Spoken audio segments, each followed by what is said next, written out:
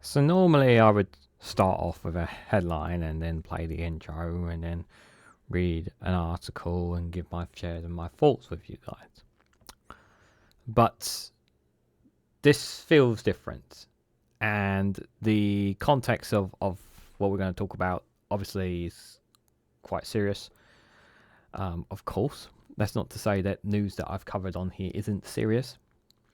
But I don't think a short video telling you guys about it is justified for me, and I feel a need to talk about it with you guys. So for those who are living under a rock, last Saturday, that is the 13th of July for those who reference, Donald Trump was at a campaign rally, and basically someone tried to assassinate him. Someone tried to take him out, and they did fire shots at him. He did get shot. The Secret Service managed to get to him, and there's literal video footage I've seen. And if anybody wants the video footage to watch on Discord, they're more than welcome to. They just need to ask me of a sniper of a sniper from the Secret Service literally shooting at the gunman. You can't see the actual gunman in the clip, but you can see him literally firing his sniper rifle as the president just falls down. A president falls, and the Secret Service jump to his aid. Now,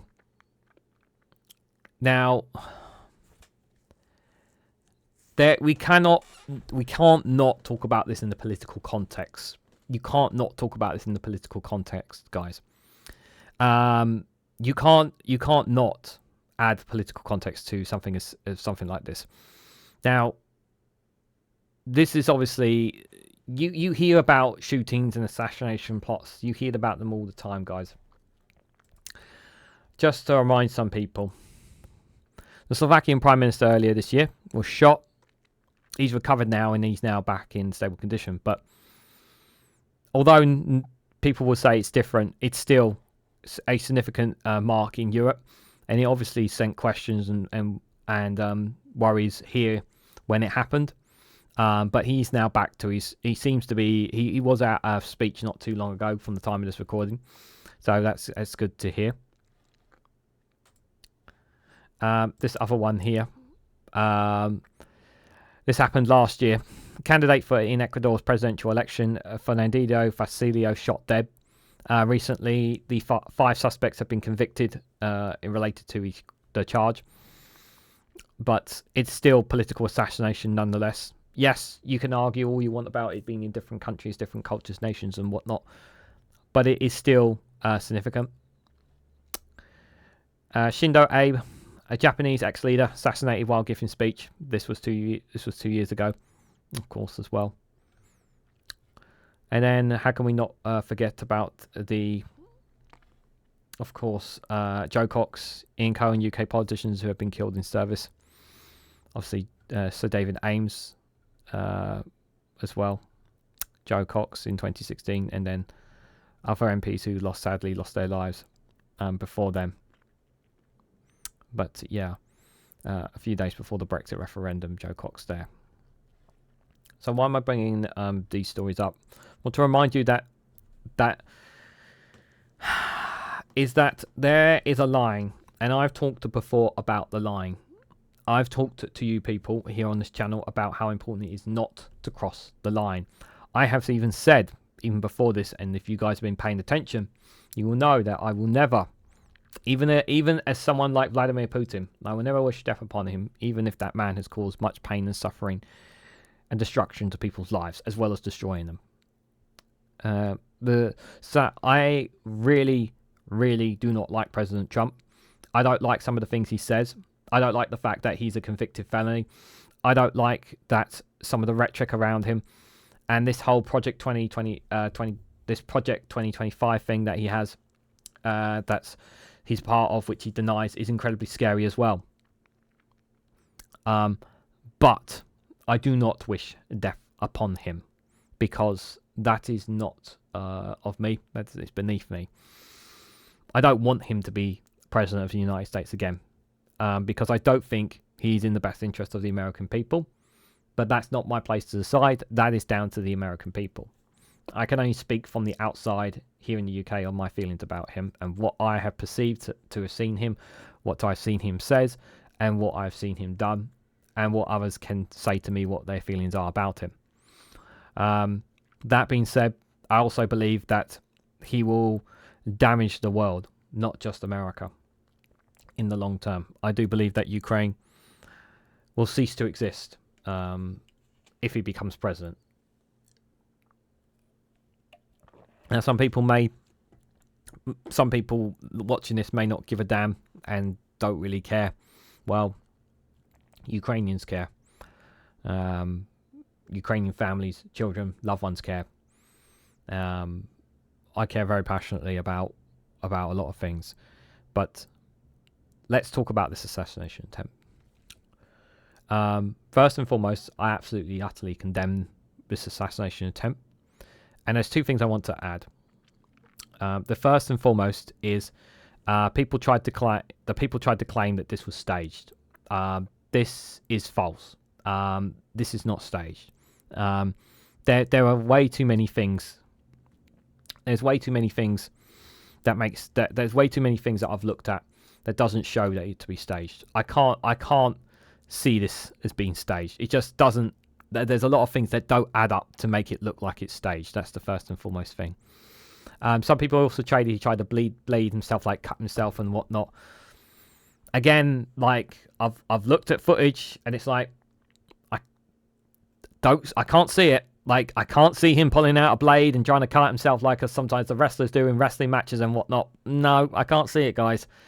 If you have footage, join the Discord and send me the footage that shows him blading himself, but I've not seen it. There's literally a photo of a bullet. There's literally a photo from the New York Times showing an actual bullet heading towards Trump. I kid you not. Whether you want to believe it or not, it's entirely up to you. The second thing is that this was not an assassination attempt by the so-called left or the Democrats. Now, why is that? It's because the suspect behind this was a Republican.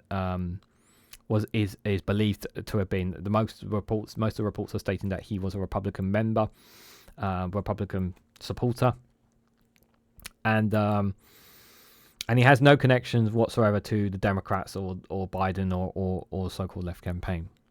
So anyone's making the distinction that this is an assassination attempt by Joe Biden or the Democrats or the left, that's also complete BS as well.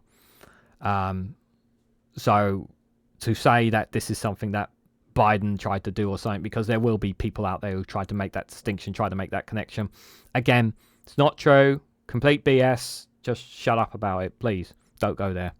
Don't go down that conspiracy theory road. Honestly, I'm glad he's okay. I'm glad he's recovered. It's going to take some time. He'll be back out on the campaign rally, and without a shadow of a doubt, it will significantly rally his supporters. And I also think those who have been unsure may stand behind Trump as well, in doing so as well.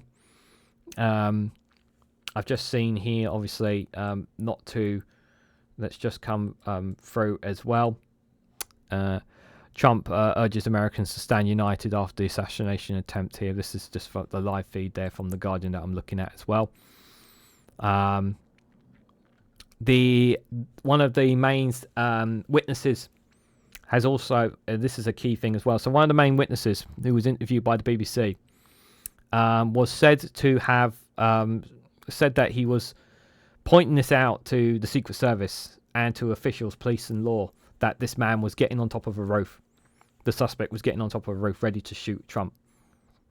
And they weren't prepared. They weren't rushing quick enough. They didn't respond quick enough to it. Now, I can't answer that because as of right now, I have not seen video footage that verifies what he has said. You can only go by that person's comments. And the problem is that it's hard to take it. I find it as much as what he says is true. I have a very hard time believing what he says, simply on the basis I need to see video footage confirming what he has said. Because quite simply, Trump supporters have been known to be proven liars.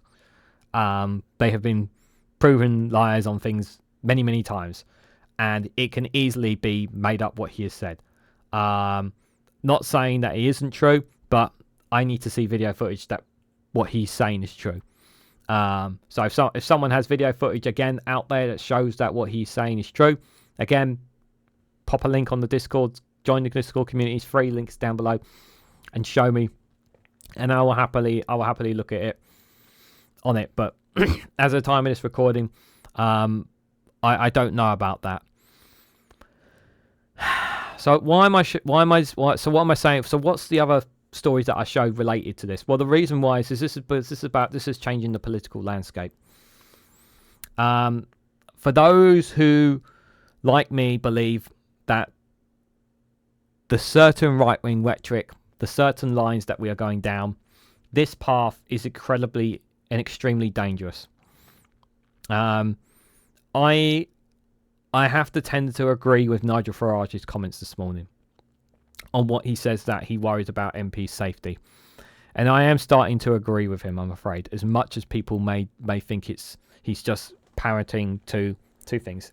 Yes, he is taking advantage of the situation. I understand that.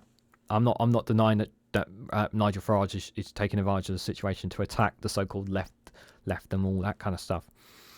But he is right in saying about concerns for politicians and well-being, and that is something that needs to be brought up. And son Lindsay Hoyle, as much as I don't agree with him as a speaker, I think he will be raising concerns about this with the government, and the government will be looking at these issues as well about the safety of MPs. And I think it's generally there needs to be serious considerations that MPs should be all MPs, if not coming out of their, if not enforced, it should be enshrined into law that MPs, when they're out and about in public, should have at least one or two security escorts with them as safety as precaution going forward. Now, I'm not saying that they should be not visible to the public. That's not what I'm saying. What I'm saying is that they should not roam the streets without security with them at all times. At least one or two security guards or something. I'm not saying police, because that's too much for the police to handle. But I do generally believe that it's gotten to that point. I can feel something is going to happen to an MP somewhere. Especially about the tension about what's happening with Gaza and how some people feel about it. You know how many people felt about the Gaza situation, and I understand the anger and frustration. But some of the language that was used on MPs, I thought was abhorrent as well. I would go as far as say it was almost harassment, but who's to say that they won't go further? Who is to say that that MPs are guaranteed their safety without people around them? And I think that's something. I think that's something we need to do. I know many people will disagree.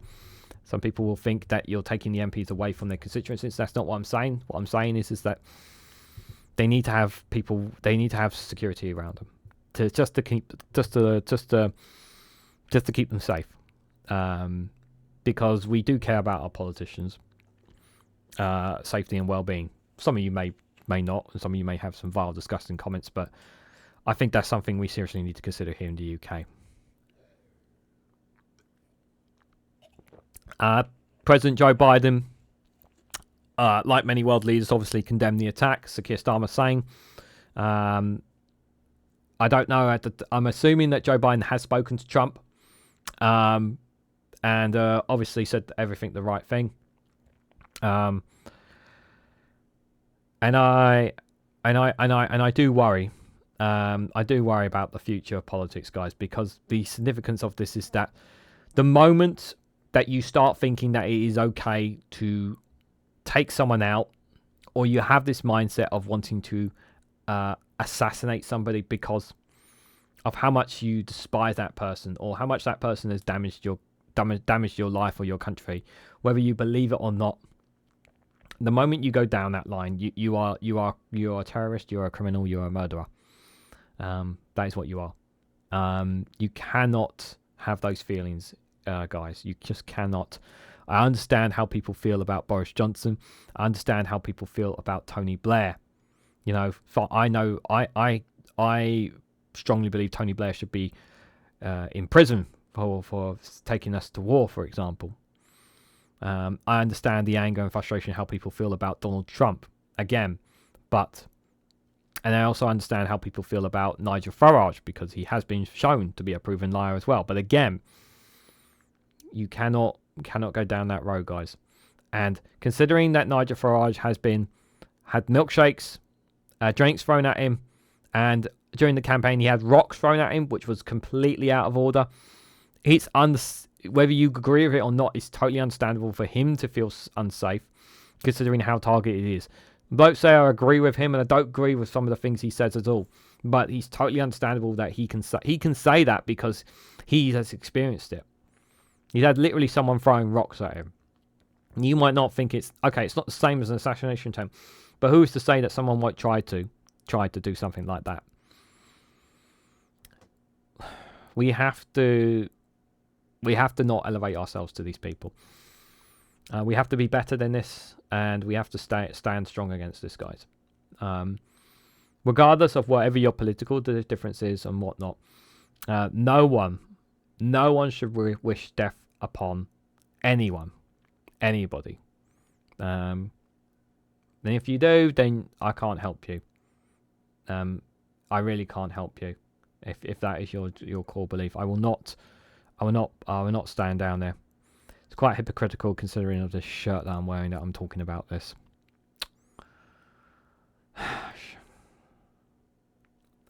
So what do you guys honestly think about all this? What do you guys are my thoughts about the assassination attempt? What do you guys make on this in connection to other assassination plots that have taken place? There's probably a lot more that I've missed that you guys can add in the comments down below. How do you guys feel about Donald Trump? How do you feel about the assassination attempt? What do you guys think? Do you think that more security needs to be put around politicians, British politicians, or even all politicians? Let me know your thoughts and more in the comment section down below. Thank you all so much for watching. I hope to catch you all very, very soon.